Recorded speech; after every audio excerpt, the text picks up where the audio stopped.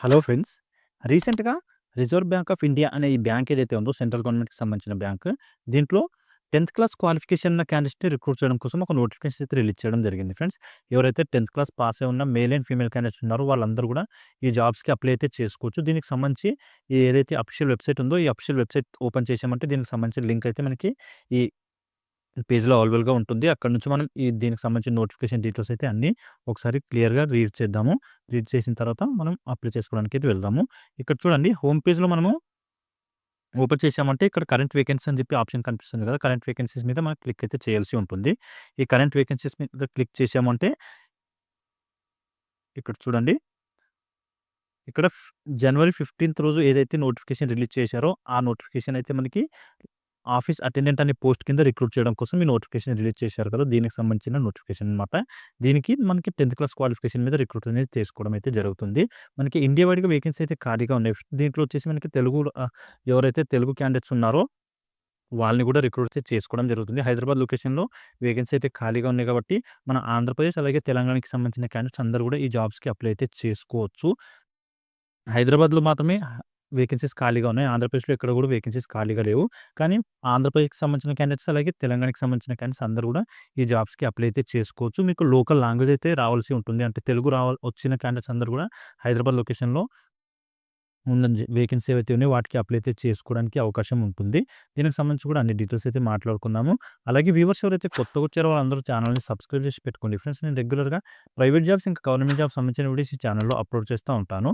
వాటికి సంబంధించిన నోటిఫికేషన్స్ మీకు ఇమ్మీడియేట్‌గా రావాలంటే ఛానెల్‌ని సబ్స్క్రైబ్ చేసి పెట్టుకోండి. అలాగే వీడియో మీకు హెల్ప్‌ఫుల్ అనిపిస్తే వీడియోని కూడా లైక్ చేయండి. మీ ఫ్రెండ్స్ ఎవరైనా జాబ్ సీకర్స్ ఉంటే వాళ్ళతో కూడా వీడియోని షేర్ చేసుకోండి. ఓకే.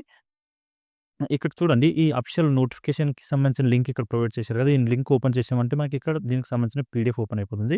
అది ఒకసారి రీడ్ చేసి చూద్దాము. అలాగే దీనికి సంబంధించిన అన్ని లింక్స్ కూడా నేను వీడియో డిస్క్రిప్షన్‌లో మెన్షన్ చేస్తాను కాబట్టి అక్కడి నుంచి మీరు ఈ పీడీఎఫ్‌ని డౌన్‌లోడ్ చేసుకొని రీడ్ చేయొచ్చు. అలాగే అప్లై చేసుకోవడానికి సంబంధించిన లింక్ కూడా వీడియో డిస్క్రిప్షన్‌లో మెన్షన్ చేస్తాను. అక్కడి నుంచి కూడా మీరు జాబ్‌కి అప్లై అయితే చేసుకోవచ్చు. దీనికి సంబంధించిన డీటెయిల్స్ ఏమున్నాయని దాని గురించి ఇప్పుడు చూద్దాం. మనకి ఈ వేకెన్సీ వచ్చేసి 500కి పైగా వేకెన్సీ అయితే ఖాళీగా ఉన్నాయి ఫ్రెండ్స్ టోటల్‌గా. వాటి గురించి మాట్లాడుకుందాము. ఇక్కడ చూడండి ఫ్రెండ్స్. ఈ లింక్ మీద మనం క్లిక్ చేసామంటే ఈ పేజ్ అయితే ఓపెన్ అయిపోతుంది. నెక్స్ట్ ఈ పేజ్ ఓపెన్ అయిపోతుంది. ఇక్కడ చూడండి దీనికి సంబంధించిన పీడీఎఫ్ వచ్చేసి ఇక్కడుంది. పీడీఎఫ్‌ని కూడా ఇక్కడ నుంచి మనం డౌన్‌లోడ్ చేసుకోవచ్చు. ఇక్కడ మనకు అన్ని డీటెయిల్స్ అన్నీ కూడా ఈ వెబ్ పేజ్‌లోనే మనకి అవైలబుల్‌గా అయితే పెట్టారు కాబట్టి మనం ఇక్కడ నుంచి ఒకసారి రీడ్ చేద్దాము. దీనికి సంబంధించిన డీటెయిల్స్. మనకు టోటల్ వేకెన్సీ వచ్చేసి 572 వేకెన్సీని ఫుల్‌ఫిల్ అయితే చేయడం జరుగుతుంది. ఇవన్నీ కూడా ఆఫీస్ అటెండెంట్ అనే పోస్ట్ కిందనే రిక్రూట్ అనేది చేసుకోవడం అయితే జరుగుతుంది. దీనికి అప్లై చేసుకోవడానికి వచ్చేసి లాస్ట్ డేట్ ఎప్పుడుంది అని చెప్పి చూసుకుంటే 4థ్ ఫిబ్రవరి వరకు మీరు అప్లై అయితే చేసుకోవచ్చు ఫ్రెండ్స్. ఇంట్రెస్ట్ ఉండి క్వాలిఫికేషన్ ఉన్న క్యాండిడేట్స్ అందరూ కూడా 10థ్ క్లాస్ క్వాలిఫికేషన్ ఉన్న క్యాండిడేట్స్. మనకి స్టార్టింగ్ డేట్ వచ్చేసి 15థ్ జనవరి నుంచి ఆ అప్లికేషన్స్ అయితే తీసుకోవడం జరుగుతుంది. 4థ్ ఫిబ్రవరి వరకి అప్లై చేసుకోవడానికి అవకాశం అయితే ఉంది కాబట్టి ఆ వితిన్ టైమ్‌లో మీరు ఈ జాబ్స్‌కి అప్లై అయితే చేసుకోవచ్చు. ఈ జాబ్స్‌కి అప్లై ప్రాసెస్ వచ్చేసి ఆన్‌లైన్‌లో మాత్రమే అప్లై ప్రాసెస్ ఉంది ఫ్రెండ్స్. ఆన్‌లైన్‌లో మీరు అప్లై చేయాల్సి ఉంటుంది. అలాగే దీనికి సంబంధించి కొంత అమౌంట్ కూడా ఉంది.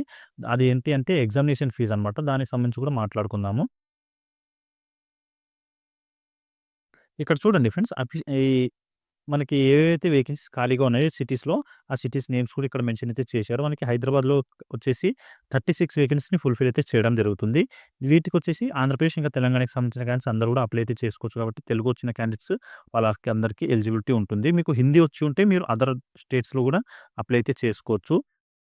అది కూడా చూసుకోండి. ఏ స్టేట్‌లో అయితే మీకు లోకల్ లాంగ్వేజ్ వచ్చో ఆ స్టేట్‌లో అప్లై అయితే చేసుకోవచ్చు ఈ జాబ్స్‌కి. సెంట్రల్ గవర్నమెంట్‌కి సంబంధించిన జాబ్స్ కాబట్టి ఏ స్టేట్‌లో అయినా అప్లై చేసుకోవాల్సి ఉంటుంది.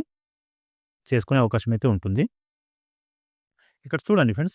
ఎలిజిబిలిటీ క్రైటీరియా వచ్చేసి ఏముంది అని చెప్పి మనం చూసుకుంటే ఎవరైతే ఇండియన్స్ ఉన్నారో వాళ్ళందరూ కూడా అప్లై అయితే చేసుకోవడానికి అవకాశం ఉంది. ఇక్కడ చూడండి ఈ సిటిజన్ ఆఫ్ ఇండియా, అలాగే నేపాల్, ఇంకా భూటాన్ ఏవైతే కంట్రీస్ ఉన్నాయో ఈ కంట్రీస్‌కి సంబంధించిన క్యాండిడేట్స్‌కి అందరికీ కూడా ఎలిజిబిలిటీ అయితే ఉంది అప్లై చేసుకోవడానికి. 10థ్ క్లాస్ పాస్ అయి ఉంటే సరిపోతుంది. 10థ్ క్లాస్ పాస్ ఉన్న క్యాండిడేట్స్ లోకల్ లాంగ్వేజ్ రావాల్సి ఉంటుంది. ఆ లోకల్ లాంగ్వేజ్ మీద కూడా మీకు ఒక ఎగ్జామ్ అయితే కండక్ట్ చేయడం జరుగుతుంది. ఆ ఎగ్జామ్ గురించి కూడా మనం నెక్స్ట్ మాట్లాడుకుందాము. ఇక్కడ ఏజ్ లిమిట్ గురించి మాట్లాడుకుంటే ఇక్కడ చూడండి ఏజ్ లిమిట్ వచ్చేసి 18-25 ఇయర్స్ మధ్యలో అయితే మీకు ఏజ్ ఉండాల్సి ఉంటుంది ఫ్రెండ్స్. ఇది సెంట్రల్ గవర్నమెంట్‌కి సంబంధించిన జాబ్స్ కాబట్టి వీటికి ఏజ్ రిలాక్సేషన్ కూడా అప్లై అయితే అవుతుంది. ఎవరైతే ఎస్సీ, ఎస్టీ క్యాండిడేట్స్ ఉన్నారో వాళ్ళకొచ్చేసి 5 ఇయర్స్ పాటు ఏజ్ రిలాక్సేషన్ ఇవ్వడం జరిగింది. అంటే 25 ఇయర్స్ ప్లస్ 5 ఇయర్స్ 30 ఇయర్స్ వరకు మీరు ఈ జాబ్స్‌కి అప్లై అయితే చేసుకోవచ్చు.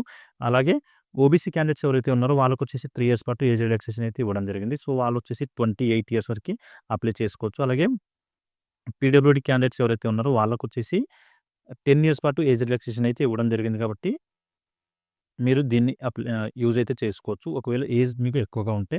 లేదంటే మీకు వితిన్ ఏజ్‌లో ఉంటే ఈ డాక్యుమెంట్ ఏమీ అవసరం లేదు. ఇక్కడ చూడండి ఎడ్యుకేషన్ క్వాలిఫికేషన్ గురించి ఇక్కడ మెన్షన్ చేయడం జరిగింది.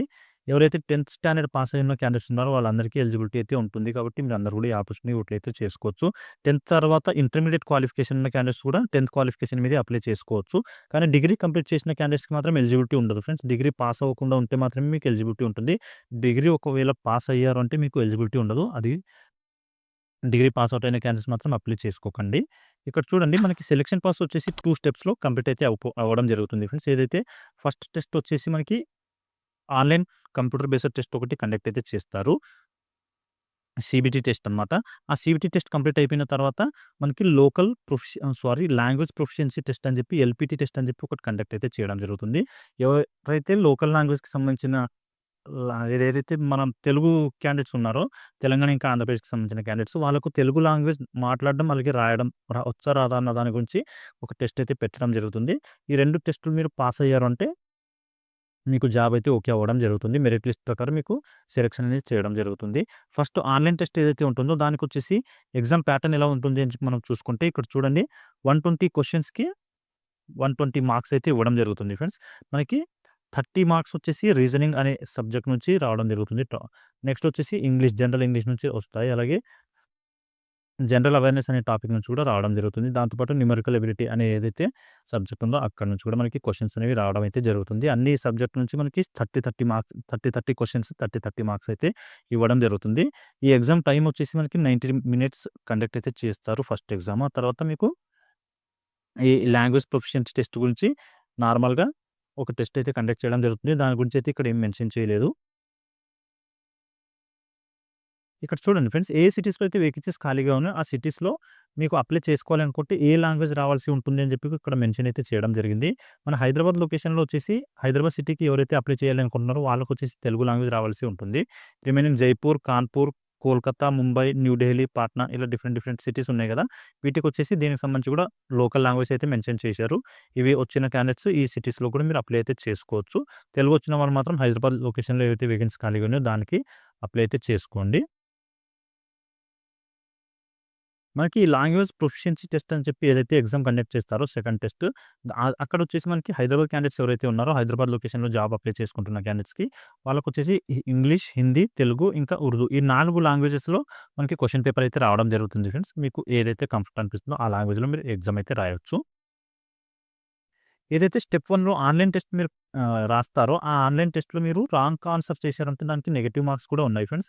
ఎవరైతే 4 క్వెషన్స్‌కి రాంగ్ ఆన్సర్ చేస్తారో వాళ్ళకి ఒక మార్క్ అయితే నెగెటివ్ చేయడం జరుగుతుంది. మైనస్ చేయడం జరుగుతుంది. అది కూడా ఇక్కడ పాయింట్ అయితే ఇవ్వడం జరిగింది. మనకి ఎగ్జామ్స్ ఏదైతే ఆన్‌లైన్ టెస్ట్ ఉందో, online CBT test, computer based test దానికొచ్చేసి సెంటర్స్ ఎక్కడెక్కడ ఇవ్వడం జరుగుతుంది అని చెప్పి చూసుకుంటే ఇక్కడ చూడండి ఫ్రెండ్స్. తెలంగాణ ఇంకా ఆంధ్రప్రదేశ్‌కి సంబంధించి మనకి ఒకటే ఇవ్వడం జరిగింది. ఆంధ్రప్రదేశ్ అని చెప్పి తెలంగాణకి సెపరేట్ స్టేట్ ఏమి ఇక్కడ మెన్షన్ చేయలేదు. ఆంధ్రప్రదేశ్ అని చెప్పి ఓల్డ్ స్టైల్‌లోనే మనకి ఇచ్చారు. తెలంగాణ సెపరేట్ అయిన తర్వాత తెలంగాణ అని చెప్పి ఇవ్వాలి యాక్చువల్‌గా. కానీ ఆంధ్రప్రదేశ్ అని చెప్పి మాత్రమే ఇచ్చారు. ఇక్కడే మనకి ఆంధ్రప్రదేశ్ ఇంకా తెలంగాణకి సంబంధించిన సిటీస్ అయితే ఉన్నాయి. ఆంధ్రప్రదేశ్‌లో వచ్చేసి మనకి ఈ ఎగ్జామ్ సెంటర్స్ ఎక్కడెక్కడ ఇవ్వడం జరుగుతుంది అని చెప్పి చూసుకుంటే చీరాల, కాకినాడ, కర్నూలు, నెల్లూరు, రాజమండ్రి, తిరుపతి, గుంటూరు, విజయవాడ, విశాఖపట్నం, విజయనగరం, హైదరాబాద్, కరీంనగర్, ఖమ్మం, వరంగల్ అని చెప్పి ఈ సిటీస్ అయితే ఇచ్చారు. మీకు నియర్ బై ఏ సిటీ అయితే ఉందో ఆ సిటీని సెలెక్ట్ అయితే చేసుకోవాల్సి ఉంటుంది ఫ్రెండ్స్. ఆ సిటీ సెలెక్ట్ చేసుకున్నారంటే మీకు ఎగ్జామ్ అయితే అక్కడే కండక్ట్ చేస్తారు. అప్లై చేస్తున్న ప్రాసెస్‌లో ఈ సిటీస్ అయితే సెలెక్ట్ చేసుకోవాలి. ఓకే. ఈ జాబ్‌కి సెలెక్ట్ అయిన తర్వాత మీకు ఇచ్చే సాలరీ గురించి మాట్లాడుకుంటే ఇక్కడ చూడండి పే స్కేల్ ఇక్కడ మెన్షన్ అయితే చేయడం జరిగింది. సాలరీ వచ్చేసి మనకి 24,250 రూపీస్ నుంచి స్టార్టింగ్ సాలరీ ఉంటుంది ఫ్రెండ్స్. ఇదొచ్చేసి మనకి బేసిక్ సాలరీ అనమాట. దీంట్లో ఇంకా బ్యాంక్‌కి సంబంధించిన ఆ ఎక్స్‌ట్రా అలవెన్స్ అనేవి కూడా యాడ్ అయితే అవుతాయి. మీకు స్టార్టింగ్ సాలరీ వచ్చేసి 24కి ఒక 10,000 వరకి అడిషనల్‌గా అలవెన్స్ అయితే యాడ్ అవుతాయి కాబట్టి 35,000 వరకి సాలరీ అయితే స్టార్టింగ్ సాలరీ ఇవ్వడం జరుగుతుంది. అది గ్రాడ్యువల్‌గా ఇంక్రీజ్ చేసుకుంటూ మనకి 46,000 సాలరీ అయితే లాస్ట్ ఫైనల్‌గా ఇవ్వడం జరుగుతుంది. దీంట్లో అలవెన్స్ అవన్నీ కూడా యాడ్ అయితే మనకి ఆల్మోస్ట్ 70,000 వరకు సాలరీ అయితే రావడం జరుగుతుంది. 10థ్ క్లాస్ క్వాలిఫికేషన్ మీదే మంచి జాబ్స్ ఉన్నాయి కాబట్టి మంచి ఆపర్చునిటీ యూటిలైజ్ అయితే చేసుకోవడానికి ట్రై చేయండి ఫ్రెండ్స్. మిస్ చేసుకోకండి. ఇక్కడ నేచర్ ఆఫ్ వర్క్ ఏముంటుంది అని చెప్పి మనం చూసుకుంటే అక్కడ బ్యాంక్ రిలేటెడ్ వర్క్స్ ఏవైతే ఉంటాయో సీనియర్ కింద మీరు వర్క్ అయితే హెల్పర్ లాగా వర్క్ అయితే చేయాల్సి ఉంటుంది ఫ్రెండ్స్. ఫైల్ రిలేటెడ్ వర్క్ ఇంకా ఇక్కడ చూడండి dispensation of files, records, office articles, utility items, delivery of dak అని చెప్పి ఇలా డిఫరెంట్ డిఫరెంట్ వర్క్స్ అయితే ఇవ్వడం జరిగింది. ఇది బ్యాంక్‌కి రిలేటెడ్ వర్కే మీరు చేయాల్సి ఉంటుంది. ఇక్కడ ఎగ్జామినేషన్ ఫీజ్ గురించి మనం మాట్లాడుకుంటే ఇక్కడ చూడండి ఫ్రెండ్స్ ఇక్కడ ఇవ్వడం జరిగింది. ఎవరైతే ఎస్సీ, ఎస్టీ క్యాండిడేట్స్ ఉన్నారో వాళ్ళకొచ్చేసి ఓన్లీ ఇంటిమేషన్ ఫీజ్ మాత్రమే తీసుకోవడం అయితే జరుగుతుంది ₹50. రిమైనింగ్ క్యాండిడేట్స్ అంటే జనరల్, ఓబీసీ, ఈడబ్ల్యూఎస్ క్యాండిడేట్స్ ఎవరైతే ఉన్నారో వాళ్ళందరికీ కూడా ₹450 మనకి ఫీజ్ అయితే ఎగ్జామినేషన్ ఫీజ్ తీసుకుంటున్నారు. ఆ ఫీజ్ అయితే మీరు ఆన్‌లైన్‌లో అప్లై చేస్తున్న ప్రాసెస్‌లోనే పే అయితే చేయాల్సి ఉంటుంది. ఇది ఫ్రెండ్స్ ఈ జాబ్‌కి సంబంధించిన నోటిఫికేషన్ డీటెయిల్స్. ఏదైతే ఆర్‌బీఐ అనే బ్యాంక్‌లో 10థ్ క్లాస్ క్వాలిఫికేషన్ మీద మంచి అవకాశాలు ఉన్నాయి కాబట్టి ఇంట్రెస్ట్ ఉండి క్వాలిఫికేషన్ ఉన్న క్యాండిడేట్స్ అందరూ కూడా ఈ మంచి ఆపర్చునిటీ యూటిలైజ్ అయితే చేసుకోవడానికి ట్రై చేయండి. మేల్ అండ్ ఫీమేల్ క్యాండిడేట్స్ అందరికీ అవకాశాలు ఉన్నాయి కాబట్టి అందరూ అప్లై అయితే చేయండి ఫ్రెండ్స్. ఎస్సీ, ఎస్టీ వాళ్ళకైతే ఓన్లీ ₹50 మాత్రమే అప్లై ఫీజ్ ఉంది కాబట్టి ఎగ్జామినేషన్ ఫీజు మీరు మాత్రం ఖచ్చితంగా అప్లై చేసుకోవడానికి ట్రై చేయండి. మంచి ఆపర్చునిటీ ఉంది కాబట్టి 10థ్ క్లాస్ క్వాలిఫికేషన్ మీదే సెంట్రల్ గవర్నమెంట్‌కి సంబంధించిన బ్యాంక్‌లో జాబ్స్ ఉన్నాయి కాబట్టి ఈ ఆపర్చునిటీ మాత్రం మిస్ చేసుకోకండి. ఓకే. ఇంకా దీనికి సంబంధించి మీకు ఏమైనా డౌట్స్ ఉంటే నాకు కామెంట్‌లో అయితే అడగండి. అక్కడ నేను క్లియర్ చేయడానికి అయితే ట్రై చేస్తాను. మళ్ళీ నెక్స్ట్ వీడియోలో కలుసుకుందాం. Thank you.